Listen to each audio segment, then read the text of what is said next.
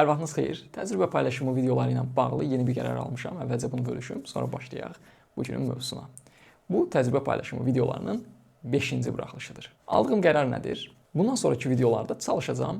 Əsas fikir nədirsə, bu fikri 2 dəqiqə ərzində çatdırım. 2 dəqiqəni keçsə, burada rekord etdiyim videonu dayandıracağam. Elə isə çox vaxt itirmədən başlayaq. Bu videomuzun mövzusu ünsiyyətdir və ünsiyyətdə qarşı tərəfi nəzərə almaq.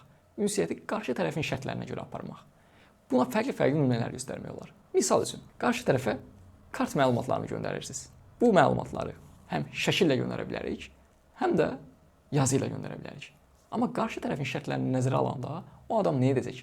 O adam bu kartı kopyalayacaq və bir proqramda yapışdıracaq. Və bu fəaliyyət üçün yaxşı olar ki, biz ona kartın rəqəmlərini yazı olaraq göndərək. Nə oldu? Biz qarşı tərəfin nə edəcəyini nəzərə aldıq və ona görə davrandıq. Və ya bu fikri başqa formada da dəyərləndirmək olar. Məsələn, mən hansısa sahənin adamıyam və indi həmin sahədən olmayan bir adamla ünsiyyətdəyəm. Və ya mən bir mövzunu, hal-hazırda baş verən bir prosesin içərisindəyik, o prosesə daha çox hakiməm, qarşı tərəfsə daha az hakimdir. Mən onunla ünsiyyət qurarkən, bu yazılı ola bilər və ya danışıq ünsiyyəti ola bilər, onun şərtləri ilə ünsiyyəti qurmalıyam.